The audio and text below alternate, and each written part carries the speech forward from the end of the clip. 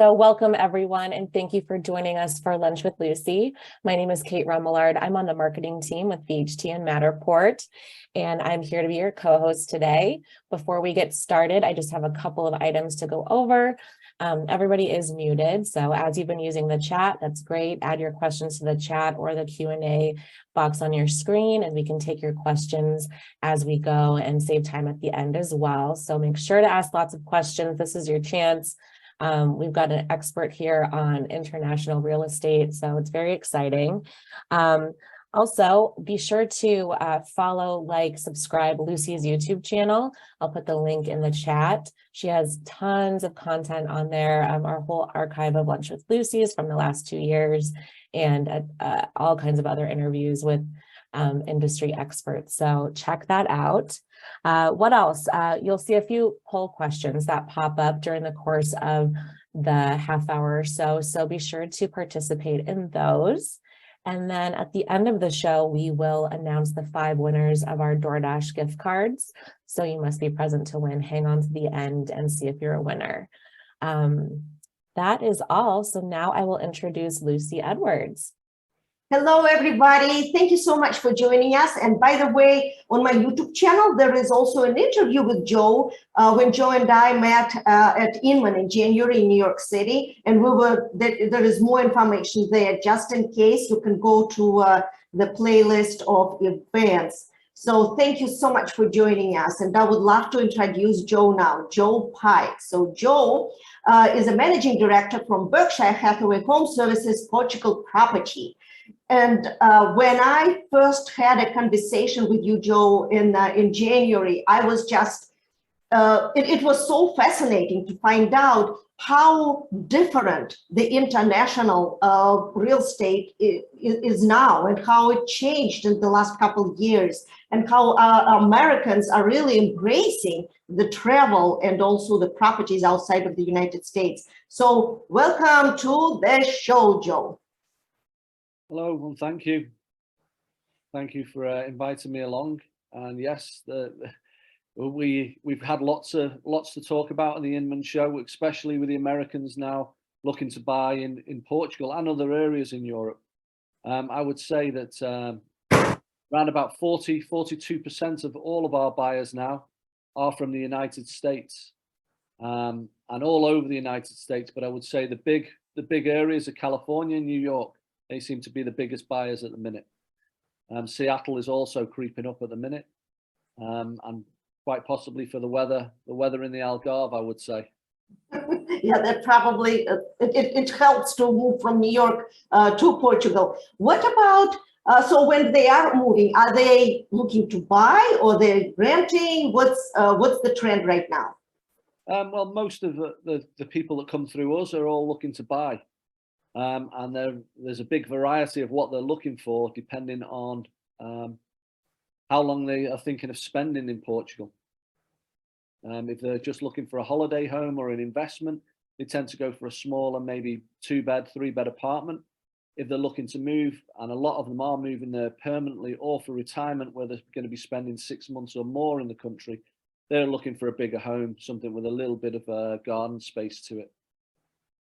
And would you say, so where like the majority of the purchases, where are they taking place, in larger cities or maybe in rural area?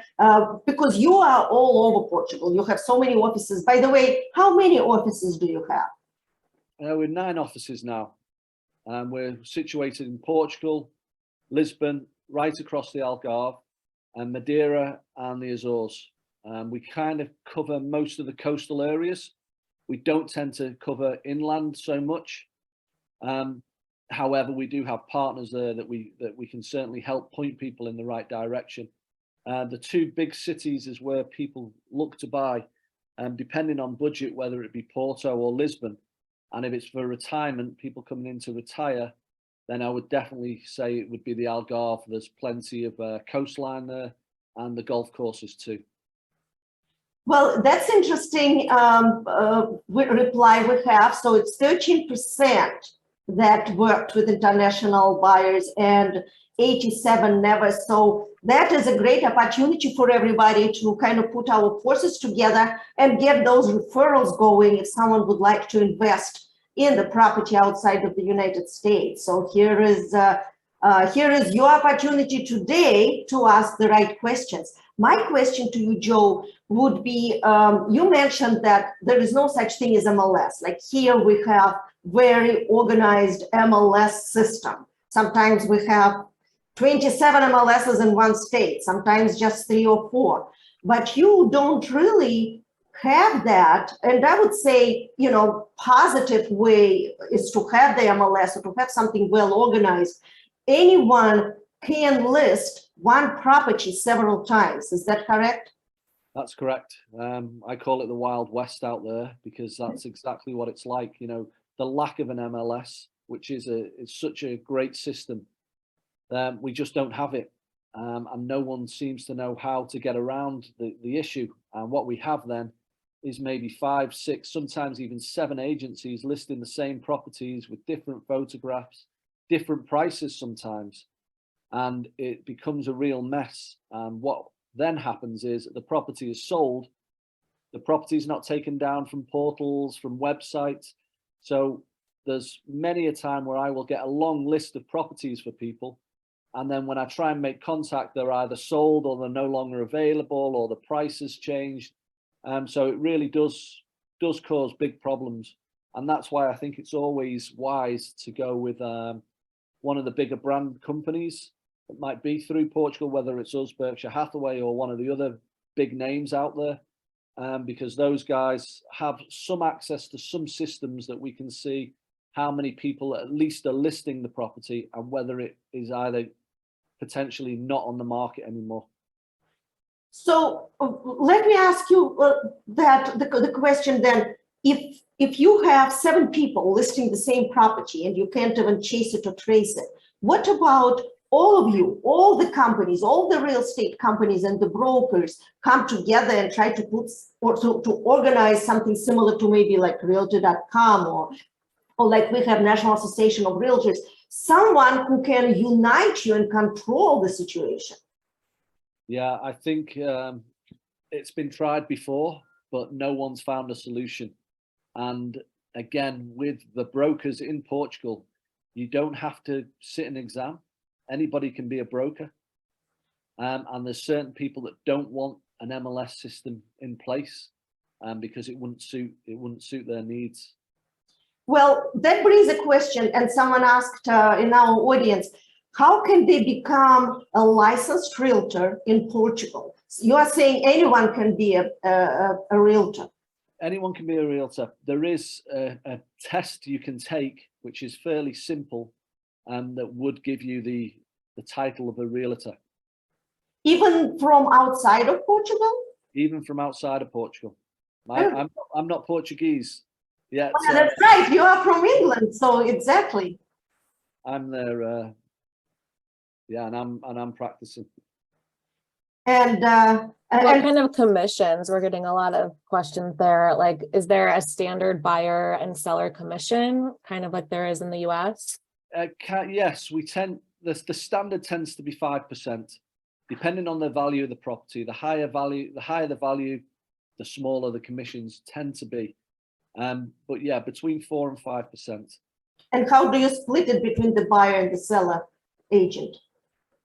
Well, that's it. Well, there is no buyer and seller agent. It's all under the one company. So all those fees go. We have our own listing team and our own sales team.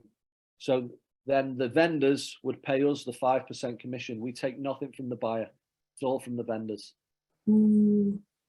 Okay, and you determine the commission as a broker of your firm. You will determine what commission you should be charging the seller. What about the split between, on average, between the broker and their agents? Dependent, you're talking for referral fees. So if someone, like a referral fee on an individual basis?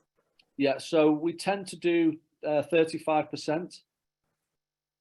So if someone sends us a referral and they just send us a contact and we build that, we'll meet the client, we'll tour the client, we'll show the properties and hopefully close a sale out.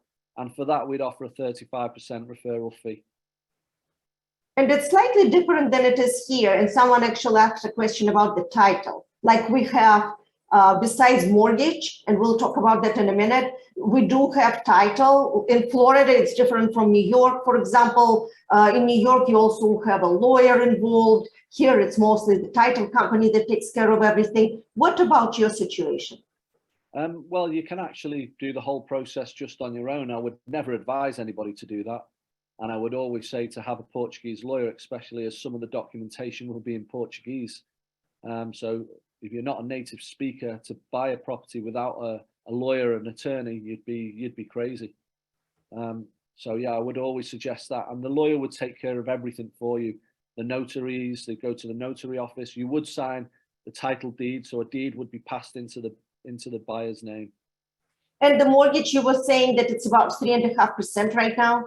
Around about 3.5%, yes. And for foreigners, which is for the United States citizens, it will be about 35% down payment? Between 30 and 40%, yeah, depending on the property. What would you say the average price for 2-bedroom, 2-bath condo somewhere in Lisbon? And you mentioned that Lisbon is probably more expensive than Porto. Though a lot of people love Porto and they want to go to Porto, though it is slightly colder there. But let's take Lisbon, like in the central part of town. You're looking around, I'd say 550 to 800, depending on how central you are. That went up. Yeah, well, if you go on Avenida de Liberdade, you're going to be paying 15,000 a square meter. And if you want to convert that to feet, times it by 11. Divided by 11. Feet are smaller. Yeah. And that's the condo. And then what about the maintenance fees for condos? And I understand they are by far less than we are paying here for a condo fee. Yeah, you're probably around about 3,000 to 5,000 a year. Okay, US dollars we're talking about, right? US dollars, yeah. Well, what about staying in Portugal? So let's say if someone is buying a property, not as an investment, but for themselves, for their vacation, for the family, what's the average stay or the minimum stay or maximum stay that can be in Portugal? Well, there's no minimum, there'll only be a maximum, and that maximum will be 90 days. So they can stay for 90 days a year. And then they have to leave the country for a year, right? For another, yeah, for the rest of the year. And then they could return the following year and again for 90 days. If they wanted to stay longer than that, and they were thinking of moving there, or they wanted to stay there as part of the retirement, they could stay for longer than 6 months, and they could go on what's called a D7 visa. Okay. And that is what, 186 days you said? Yeah, 6 months. So around 186 days, just over. You'd have to stay for a 6-month period. And as a US citizen, you can still get the mortgage, and you can, with your 30 to 40% down payment, you have 3.5% interest rate. And do they check your history? How does that work? Yeah, they would check your history, how you're earning, what your liabilities are, the same as anywhere else. But there's no restrictions on buying. Anybody can buy in Portugal. Would you say that the rental is also growing? Like people are coming for a month or 2 months because now they can work from anywhere and everywhere, and then just come to Portugal during the nice season and just stay there for a couple of months? Yeah, we're seeing a lot of nomads coming in and taking over smaller villages and staying there for 2-3 months, just working from where they are. Yeah. Someone asked, is weed legal in Spain? If that's a decision maker, that's a very strange question. Spain, I don't know, but in Portugal, yes. In fact, drugs are decriminalized in Portugal. Really? Yeah. Does that help to have everyone in line? Yeah, it's not a big issue. They put more money into cracking down on the dealers, basically, and rehabilitating people, putting people back in contact with their families. Okay, we'll have a lot of questions there. Kate, do you mind running through a couple of them? Yeah, I think we we need a little clarification on back to the commissions. And you said vendors pay it, or who pays the commissions? The vendor pays the commissions. The buyers don't pay.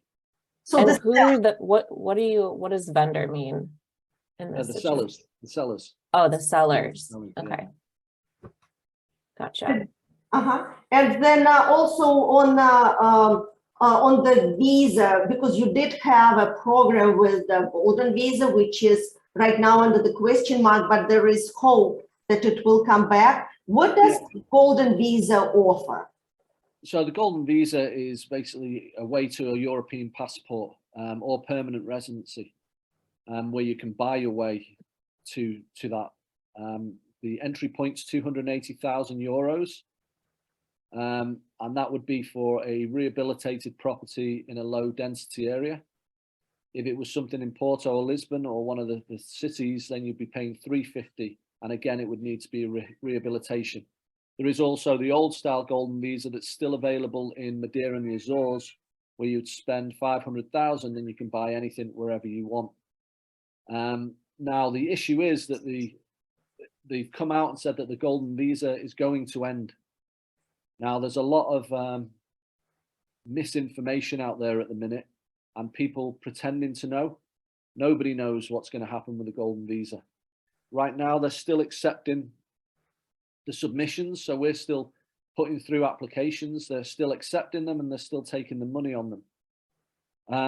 Now, what has been put forward is against the Constitution. So it's not legal what they're trying to push through.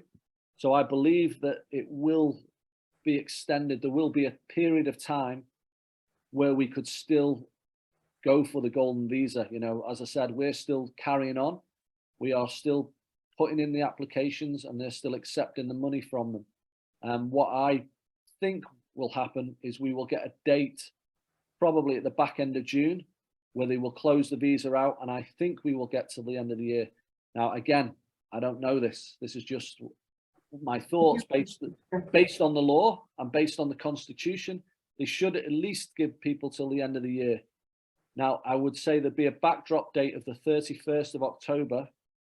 And the reason I say that date is because it's reasonable to say, have you not submitted your visa application by then, it won't be processed before the end of the year. So, hey, everybody, hurry up and apply for a visa so you can buy the property in Portugal and stay there for as long as you want.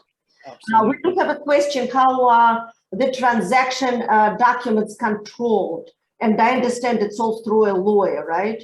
Yeah, all through a legal representative, a lawyer, and then a notary's office. So even once the lawyers have gone through all the documentation, both the lawyers on the seller's side and the buyer's side will have to meet in a notary's office and everything will be checked and signed off by a notary. And then we have, does the buyer's agent get paid and how much? So that I understand there is no such thing as buyer's agent because you don't have the MLS, you don't have the buyer's and seller's agent. It's one agent who controls the commission. Most of the time we do have partners. So we do have people occasionally that will see something on our website and will say, can we show our buying client the property you've listed? We don't tend to refuse. So there would be, in that case, there would be a buyer's agent and the seller's agent. And the commissions in that sense would possibly, well, it'd be negotiated at the start, but it could be anywhere from 50-50, 60-40. Mm-hmm. And the down payment is between 30 and 40%. It was a question again about the down payment. Correct, yeah. How did you learn all the real estate laws, etc., if there is no licensing school? Well, I've been involved with this company, which was Portugal Property, since 2009. So I didn't just move to Portugal and go straight into real estate. The company was set up long before I moved there, but I've been involved with it since the inception. So we've got lots of Portuguese people that work for the company. We have lots of lawyers that work for the company, and it's kind of built from there. So a lot of it is just through experience, knowing the market and knowing the laws and keeping well read basically on the things that are coming up, and hopefully to stay ahead of the game, you know, and that's why we have lawyers as well. So at the end of the day, what I say to people is I'm a salesman, you know, make sure you go and sit down with your lawyer and run through everything. Yeah, lots of lawyers, it's contagious. It's necessary. Yeah, it's a necessary. Exactly. Along the Algarve, what would be a range of prices for rentals of 2-bedroom, 2-bath unit with the view or the waterfront, and the short term up to 3 months? The problem with rentals in the Algarve is that people get so much money for the summer rentals that they tend not to do them long-term rentals. So if you were looking at taking something for 3 months, it would have to be in the low season. And then for something with a view of the water, you could be looking at anywhere up to $2,000 a month. That's not bad. That's very inexpensive, Joe. For a European, that's very expensive. And that's in the $2,000 a month is in the season, or it's also out of season? No, if you were talking in season, you'd be talking $2,000 a week. a week. Okay, yeah. Well, our South Jersey shore is sometimes $5,000 or $15,000 a week. So here we go, and that's something completely different. I think a lot of the prices in America are out of control, especially compared to Europe. You know, we talk about like insurance, health insurance. Well, there is free medical care in Europe. There's also the paid for, you know, so your private healthcare. And you could be talking for a family of 4, myself, my wife, my children. We pay $1,800 a year, including dental. Really? Yeah. Wow, that is excellent. So yeah, and then the food costs and things like that, they're just the worlds apart. They really are. You can just live on cheese and wine. You don't need anything else when you're in Portugal. American pension, someone is saying, I heard helps get visa. I wouldn't think, why would it have anything to do together? But yeah, the D12, D7, sorry, the D7, yes. Oh. So as part of the D7, you need to have an income, and that income could be your pension. And a lot of people are coming in like that. They're coming in on their pensions. Oh, interesting. What about a typical cost for closing with an attorney, and then also cost on real estate taxes? So the total will be around about 8%. So your total cost for closing, including your attorney, taxes, everything else is around about 8%. If it's over $1 million, you might go to 8.3, 8.4%, but it tends to be around about 8%. And then you did mention taxes per year, right? Like for the, let's say, 2-bedroom condo. They're negligible. You know, 2-bedroom condo, maybe between $600 and $1,000 a year. Oh, yeah. Come on, guys, let's pack and move to. I know. Let's all go now. Yeah, even a larger property, you could be talking a 4-bedroom detached villa with pool, maybe $1,500 a year. Someone is asking, I'm a lawyer and an agent. Where can I find the relevant law for the transactions?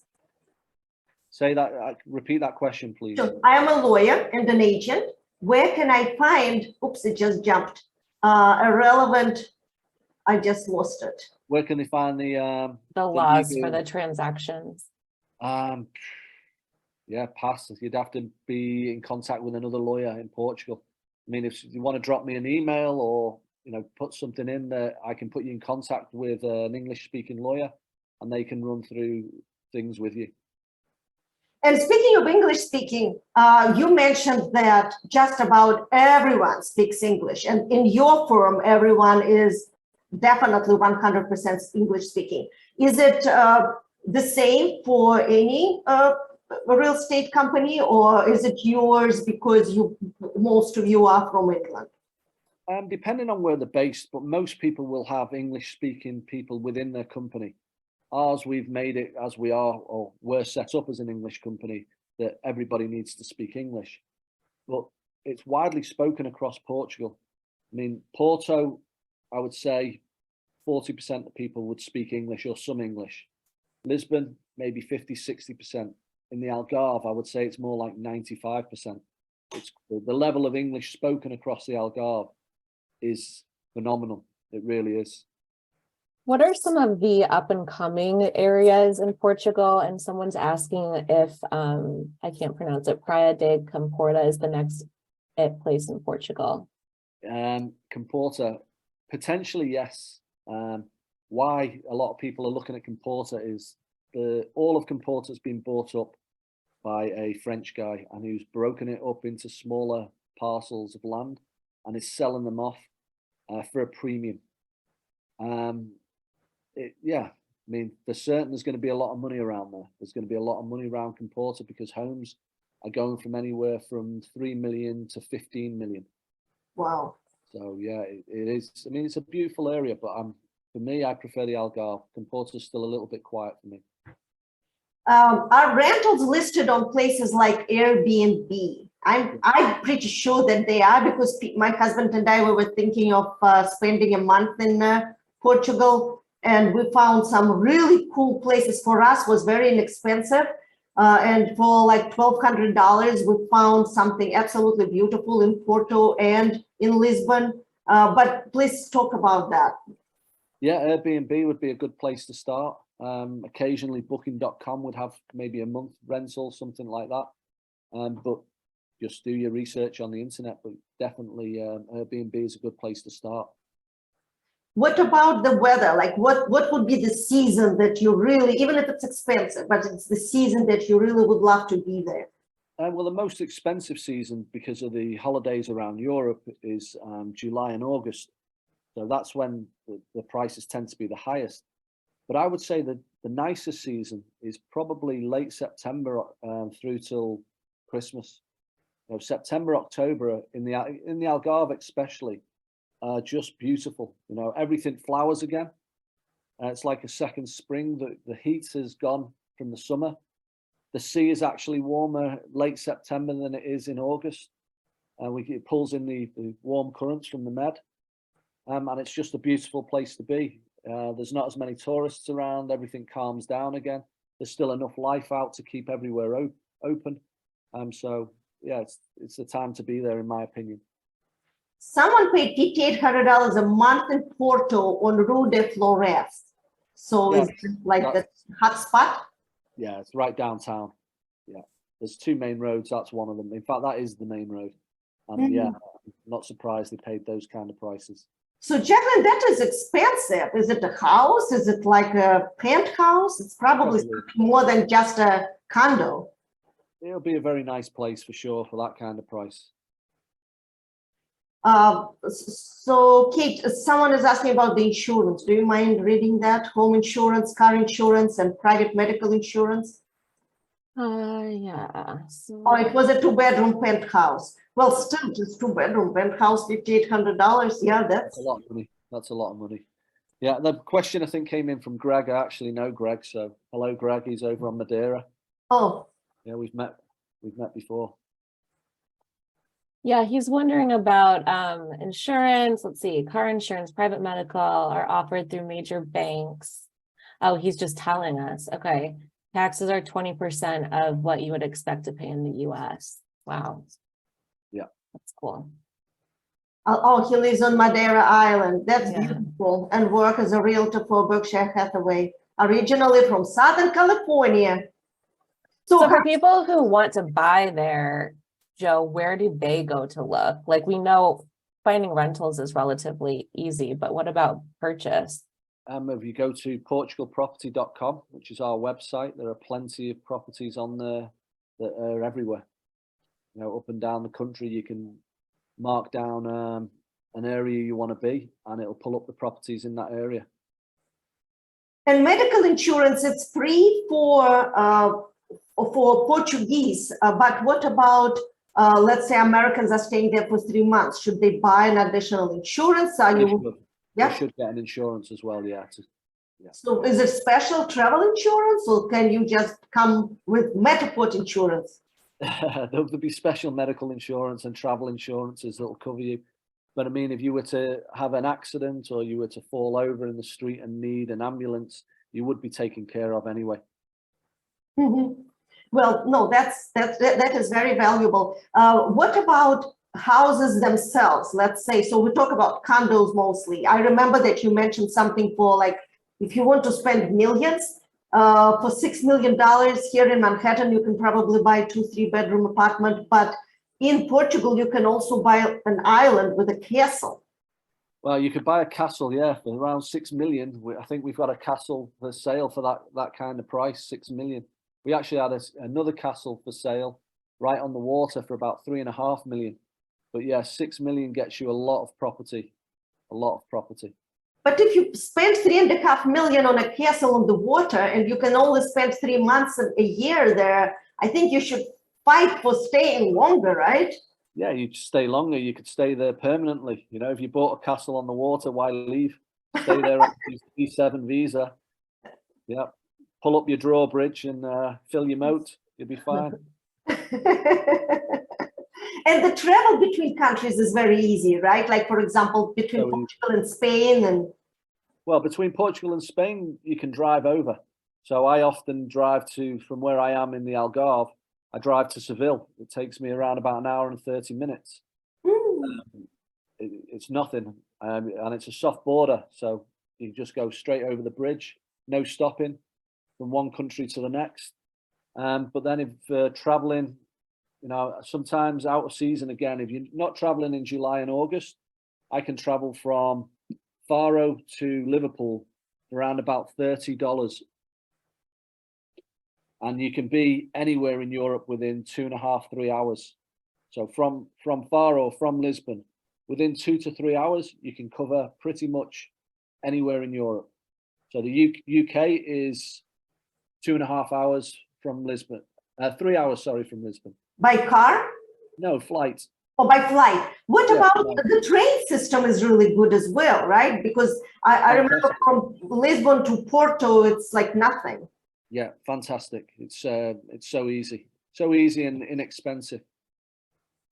Yeah, well, flying can be a hassle only because by the time you get there but by train you can take trains all over Europe, so that is very convenient, and it's actually fun because you get to enjoy the scenery as well.